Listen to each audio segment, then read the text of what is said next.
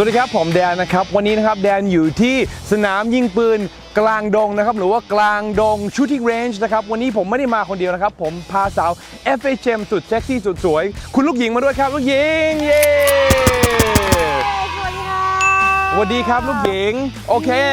พี่แดนครับขอคำถามหนึ่งก่อนได้ไหมได้เลยคือทำไมจะต้องกลางดงด้วยอ่ะพี่แดนอันนี้คือชื่อสนามนะครับเพราะว่าสนามกลางดงเนี่ยอยู่บนถนนมิตรภาพที่สระบุรีนะครับสามารถเช่าปืนได้ถ้าเกิดใครอยากมาที่นี่นะครับข้อมูลนะครับเดี๋ยวผมจะทิ้งไว้ข้างล่างเลยวันนี้เราจะมาทำอะไรที่สนามยิงปืนกลางดงครับพี่แดนจะมาสอนยิงปืนพื้นฐานค่ะใช่แล้วนะครับผมเอางี้ลูกหญิงเคยยิงปืนมาก่อนไหมเอาตรงๆไหมคะไม่เคยเลยไม่เคยเลยนะปืนแก๊ปเขานับไหมคะพี่แดนไม่นับจริงๆครับไม่เคยเลยนะไม่เคยโอเคลูกหญิงเนี่ยเขามีเหตุจำเป็นที่อยากป้องกันตัวเองก็เลยปรึกษาแดนว่าพี่แดนครับหนูอยากยิงปืนหนูอยากซื้อปืนต้องทำยังไงเนี่ยบอกว่าอย่างแรกเลยเราต้องยิงปืนเป็นก่อนเพราะว่าถ้าเกิดเราซื้อปืนใช้ไม่เป็นอันตรายมากใช่ไหมครับใช่ค่ะวันนี้ก็จะเป็นการพื้นฐานนะครับแค่วิธีจับปืนยิงนะครับผมแล้วอนาคตผมจะพาลูกหญิงเนี่ยไปเรียนเป็นจริงเป็นจังเลยนะครับวันนี้นะครับผมจะเห็นว่าแดนกับลูกหญิงเราจะใส่เสื้อเหมือนกันนะครับเพราะว่าเราใส่เสื้อทีมแคนโก้นะครับผมถ้าใครสนใจนะครับสามารถอุดหนุนได้นะครับผมมีทั้งเสื้อทั้งซองปืนแล้วอย่างอื่นนะครับผมไปดูลิงก์ข้างล่างได้เลยนะครับผมโอเคพร้อมยิงกันไหมพร้อมค่ะแล้วก็วันนี้ได้เสื้อกลับบ้านด้วยฟรีค่ะแล้วครับโอเคปะสิ่งแรกที่เราจะคุยกันคือการแต่งกายใส่อะไรที่มันธรรมะทแมงเหมือนกับเราจะออกกำลังกายนะครับผมเสื้อทีมแทงโก้อย่างเงี้ยแขนยาวปิดไปถึงคอนะครับผมค่อนข้างที่จะมิดชิดดีป้องกันจากแดดนะครับแล้วก็สมมุติว่าบางทีลูกกระสุนมันกระเด็นออกมาใช่ไหมครับโดนแขนเราจะไม่เป็นไรเข้ามาตรงนี้ก็จะปลอดภัยนี่แดนตั้งใจดีไซน์เสื้อไว้เป็นแบบนั้นนะครับอันนี้คือจะพรีเซนต์ขายเสื้อดูแต่แค่บอกความปลอดภัยนะครับผมกางเกงผู้ชายก็จะใส่เป็นพวกกางเกงจริงๆขาสั้นก็ได้นะครับหรือว่าขายาวแบบเกมคาร์โก้หรือว่าอะไรที่แบบว่าใส่แล้วมีความยืดหยุ่นค่อนข้างดีนะครับผู้หญิงก็อาจจะเป็นขาสั้นหรือว่าอย่างนี้ที่ลูกหญิงใส่ก็เป็นกางเกงโยคะกางเกงเลกกิ้งอะไรอย่างนี้ก็ได้รองเท้าก็อย่าใส่รองเท้าแตะมานะครับใส่ผ้าใบนะครับผมรองเท้าบูทอะไรอย่างนี้คอมแบทก็ได้รองเท้าผ้าใบที่เอาไว้วิ่งนะครับนอกจากนั้นนะครับผมสิ่งที่สำคัญมากคือแว่นต้องใส่แว่นนะครับเพราะบางทีเวลาเรายิงปืนปั๊บเนี่ยมันอาจจะมีสะเก็ดที่เข้ามาในตาเราได้นะครับนี่ก็สำคัญมากนะครับแล้วอย่างที่สำคัญมากต้องป้องกันหูนะครับผมเพราะว่าการยิงปืนปั๊บเนี่ยเสียงดังมากเลยนะครับผมเราก็ต้องเมคชัวร์ว่าเราป้องกันหูนะครับเราก็จะมีที่ป้องกันหูพี่แดนบอกว่าถ้าไม่มีที่เก็บเมื่อกี้หาที่เก็บตั้งนานจะไปอยู่ตรงไหนจะเก็บตรงไหนดีพี่แดนเลยบอกว่านี่ค่ะเขาง่ายๆแบบนี้นะครับวางไว้ที่ขาแล้วอย่างนี้คือเวลาวิ่งมันจะไม่แบบไม่เดี๋ยวตอนที่เรายิงเราจะใส่อันนี้แค่ตอนที่เราพักกันอยู่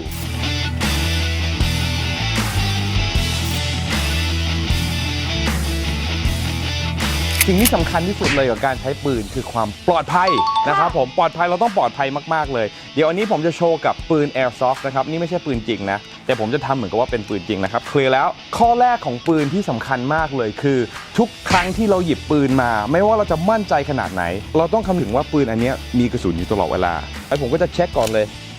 เช็คก่อนดึงลำเพลิงเช็คไม่มีกระสุนแล้วก็ยิงไปในที่ปลอดอย่าคิดว่ามันเป็นของเล่นนะครับเดี๋ยวคิดว่ามันไม่มีกระสุนแล้วชี้ใส่ตัวเองนะครับไม่ได้เด็ดขาดนี่เป็นปืนแอร์ซอฟต์ไม่เป็นไรอย่าชี้ใส่ตัวเองนะครับเด็ดขาดเลยนี่ห้ามทำสิ่งต่อไปนะครับผมก็คือว่าคิดว่ามันมีเลเซอร์เนี่ยออกมาจากหน้าปืนนะครับห้ามชี้อันนี้ไปใส่อะไรก็ได้ที่เราไม่อยากยิงอย่างที่3เวลาเรายิงอะไรคำนึงนึกถึงสิ่งที่อยู่ข้างหน้าและข้างหลังเป้าหมายเราก่อนที่เราจะเล็งยิงปืนเหมือนว่าตรวจดูใช่ดูให้ดีรอบๆข้างหน้าข้างหลังว่าทุกอย่างปลอดภัยไหมค่อยยิงแล้วสิ่งสุดท้ายสิ่งที่สำคัญที่สุดเลยคือนิ้วห้ามเข้าไกลเด็ดขาดนิ้วเข้าไกลเมื่อที่จะพร้อมยิงหยุดยิงปั๊บนิ้วออกจากไกลต้องออกจากไกลนะนี่ก็จะเป็นกฎพื้นฐานง่ายๆหลังจากนี้เดี๋ยวเรามายิงกันพร้อมแล้วค่ะ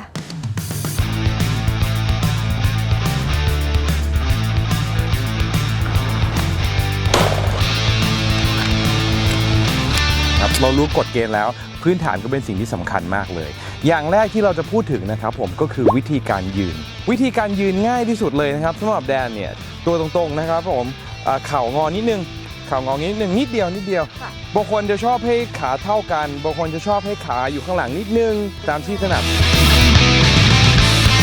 คือ จุดต่อไปเรามาสอนวิธีจับปืนกันนะครับผมโอเคอันนี้เหมือนเดิมนะครับเป็นปืน Airsoft ยังไม่ใช่ปืนจริงนะครับวิธีจับปืนนะครับหรือว่าเขาเรียกว่า grip คืออย่างนี้โชคดีถนัดซ้ายเหมือนกันนะครับผม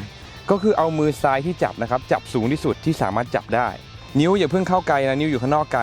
มือที่2เราจะเข้ามาประคบนิ้วโป้งอันนี้เนี่ยจะชี้ไปที่เป้า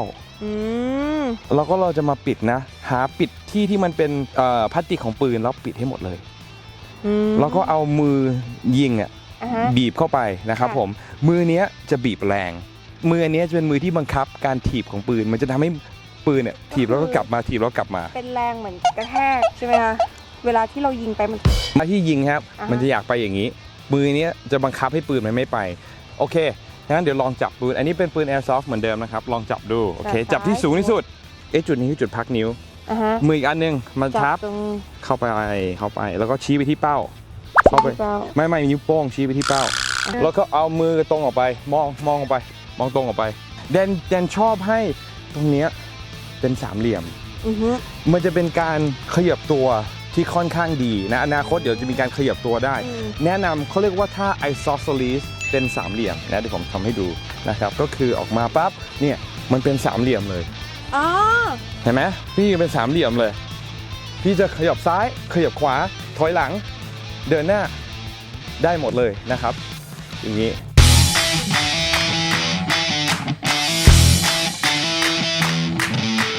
หลังจากนั้นนะครับก็คือว่าเล็งเป้าข้างหลังมันจะเป็นตัว U เห็นไหมครับให้เป้าอันเนี้ยเท่ากันเลยให้เป็นตัว U แล้วก็อันเนี้ยอยู่ตรงกลางอย่าเอาหัวลงไปหาปืนเอาปืนเนี่ยขึ้นมาหาหัวเราแล้วก็หาถ้าเกิดลำบากจริงๆนะใช้ตาเดียวก็ได้ปิดตาขวาแล้วก็เปิดตาซ้ายนะครับแล้วก็มันจะเห็นเป้าแบบชัดมากเป้ายังเห็นแล้วเอาไอ้ตรงนี้ให้อยู่ระวังกลาง2อันนี้แล้วเล็งไปที่ตัว X เราจะใช้ปืนจริงแต่ยังไม่ใช้ลูกโอเคนะครับอย่างที่บอกนะครับผมเคลียร์ไม่มีกระสุนนะครับผมยิงไปที่ปลอดภัยตรงนี้ไม่มีใครยิงไปปืนนี้นะครับลองถือปืนจริงให้คิดซะว่ามีลูกอยู่เสมอครับลองถือปืนจริงตอนนี้เอานิ้วเข้าไปในไกลนิ้วที่จะยิงนิ้วที่จะยิงนะไม่ต้องเข้าไปลึกเข้าไปกลางๆแล้วก็ค่อยๆสัมผัสจนไกลมันจะลั่นแล้วตอนนี้เอานิ้วเข้าไกลค่อยๆบีบไกลเล็งเป้าทุกอย่างอย่าเกรงสบายโอเคไหมเหมือนตอนที่ยิงมันจะหยุดหายใจแทนเมื่อกี้ทำอะไรกับปืนห้ามชี้สัวใช่ครับหมายความว่าปืนตอนนี้นิ้วอยู่ไหนนิ้วเอาออกปืนอยู่ในที่ปลอดภัยตลอดเวลา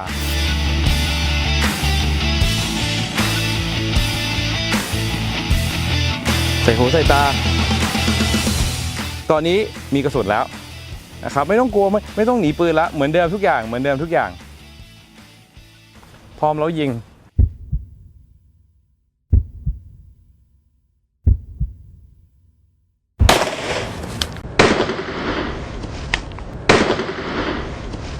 เย็นนี่ออกจากไกลมันแรงมาก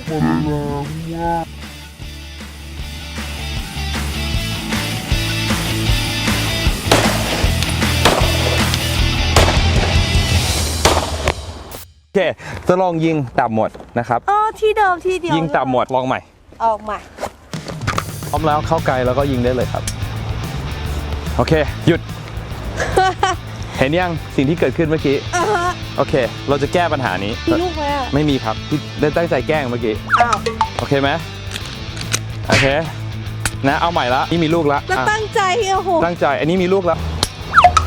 พี่แดนเมื่อกี้เกิดอะไรขึ้นสำหรับคนที่มีปัญหาเหมือนลูกหญิงผมจะบอกวิธีแก้นะครับผมก็คือว่าสมมติเราใส่แม็กเข้าไปแล้วนะใส่กระสุนจริงใส่แม็กเข้าไปจะมีคนที่ดูอยู่เนี่ยดึงเบาๆดึงให้ไกลมันไปแต่ลูกมันยังไม่ขึ้นใช่ไหมครับแล้วก็คนที่ยิงเขาอาจจะไม่รู้เขาก็นึกว่ามีลูกแล้วเขาก็จะกลัวเขาก็จะปุ้มแล้วปืนมันก็จะลั่นอย่างที่เห็นเกิดขึ้นกับลูกหญิงนะครับเราทำแบบนี้ไปเรื่อยๆนะครับจนเขาเริ่มคุ้นเคยบางทีเราก็ชักเต็มๆเลย ใส่กระสุนเข้าไปหรือว่าอีกวิธีหนึ่งนะครับผมเราก็ใส่ลูกจริงบ้างลูกปลอมบ้างลูกจริงบ้างลูกปลอมบ้างแล้วสิ่งที่จะเกิดขึ้นก็คือคนที่ยิงก็จะไม่รู้ว่าอันไหนลูกจริงหรือลูกปลอมก็จะกลายเป็นว่า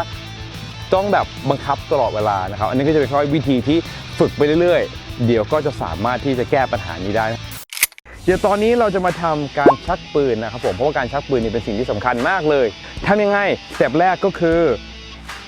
จับปืนแน่นๆก่อนให้ถูกต้องจับปืนให้แน่น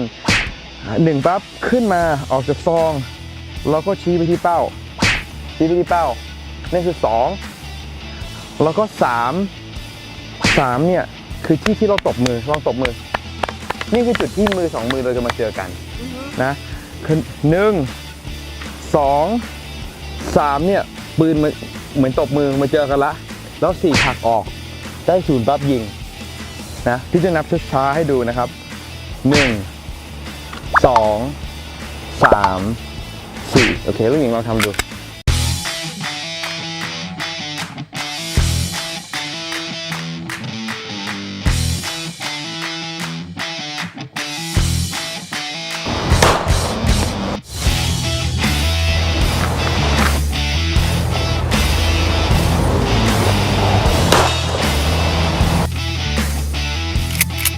อันนี้จะสอนสิ่งที่เรียกว่ารีโหลดเวลายิงนะสมมติว่ามันปังแล้วนี่กดไม่ได้แล้วใช่ไหมครับเราก็จะพลิกดูปืนนิดนึงแล้วหลังจากนั้นเราก็จะกดแล้วก็หยิบอันใหม่มาเราเอานิ้วชี้นะครับผมชี้ลงไปที่หัวกระสุนก็ดึงแม็กซีนออกมาแล้วก็ใส่เข้าไปนะครับแล้วก็หลังจากนั้นพี่ก็จะดึงอย่างนี้เอามือครับแล้วก็ดึงแล้วพี่ก็จะผลักออกแล้วพี่ก็จะยิง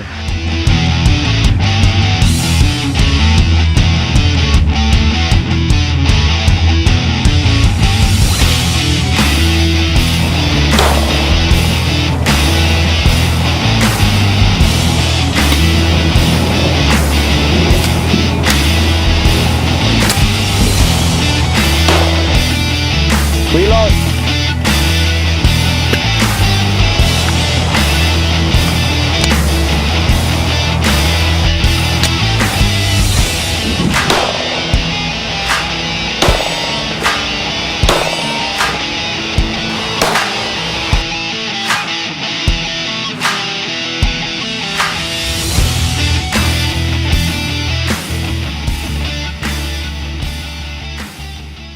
เมื่อกี้นะครับเป็นสุดท้ายแล้วนะครับเราเอาทุกอย่างมารวมกันที่เรียนวันนี้นะครับผมลูกหญิงรู้สึกไงบ้างกับสิ่งทุกอย่างที่เรียนมาแล้วมาผสมกัน1 สนุกค่ะ 2 ก็คือมันทำให้เรามีสมาธิรู้สึกว่าแบบเป็นคนที่ไม่ค่อยอยู่นิ่งแต่วันนี้รู้สึกมีสมาธิมากขึ้นมากเลยตั้งแต่ที่รู้จักมานะลูกหญิงดูที่แบบจะจริงจังที่สุดที่เคยเห็นมาก่อนเลยมันมีความเป็นอันตรายไงเราก็เลยต้องตั้งสมาธิแต่ว่าเราก็ต้องปลอดภัยนะครับอย่าลืมนะครับ4 กฎที่ผมพูดถึงนะครับคิดว่าปืนมีกระสุนตลอดเวลาอย่าชี้ไปที่ไหนที่อันตรายนะครับผมไปยิงคำนึงนึกถึงสิ่งที่อยู่ข้างหน้าและข้างหลังเป้าหมายเรานิ้วอย่าเข้าไกลใครที่บ้านนะครับผมที่อยากทำแบบนี้นะครับผมหาอาจารย์ดีๆหรือหาเพื่อนที่เก่งมากๆก็มาทำอย่าทำคนเดียวมันอันตรายจริงไหมครับก็จริงอันตรายจริงๆนะอันตรายไม่คิดว่าจะโดนก็ยังโดนสะเก็ดใช่ไหมแดงก็โดนกี้จมูกลืมใส่แว่นแป๊บเดียวนะครับโดนสะเก็ดไปแล้วก็มีเลือดออกนิดนึงนะครับสำคัญมากบางทีแบบอะไรที่เขาเตือนตอนแรกก็คิดว่าแบบอย่าลืมหูฟังอย่าลืมแว่นคิดในใจแบบบางทีมันก็ไม่ได้ก็ต้องระวังของพวกนี้ด้วยนะครับถ้าคนอยากติดตามลูกหญิงครับผมดูได้ที่ไหนบ้างดูได้ที่ Facebook ค่ะพันนีอัมพุษาแล้วก็ IG ค่ะก็เป็น FHM__ ลูกหญิงค่ะนี่เลยนะครับเยี่ยมเลยเร็วๆนี้มีผลงานนะมีผลงานอะไรครับไปติดตามกันได้ค่ะก็ออโต้ซาลอนลูกหญิงก็จะเป็นโมเดลเดินขึ้นไปเป็นคาร์วอชโชว์เยี่ยมเลยครับเซ็กซี่ขนาดนี้เดี๋ยวต้องไปดูขอบคุณมากเลยนะครับยังไงก็คือเสื้อทีม Tango ถ้าสนใจนะครับผมสามารถมาซื้อได้นะครับผมลิงก์จะอยู่ที่นี่เลยแล้วก็นี่เลยนะครับผมซองปืนทีม Tango มีทุกแบบนะเป็นซองปืนคัสตอมนะครับคุณเอาปืนมาให้ผมสามารถทำซองได้เลยไม่ว่าจะเป็นแบบไหนสีไหนผมสามารถทำได้หมดเลยนะครับโอเคขอบคุณมากครับที่มาดูช่องทีม Tango เดี๋ยวเจอกันคราวหน้าครับ Slow Smooth Smooth It's Punani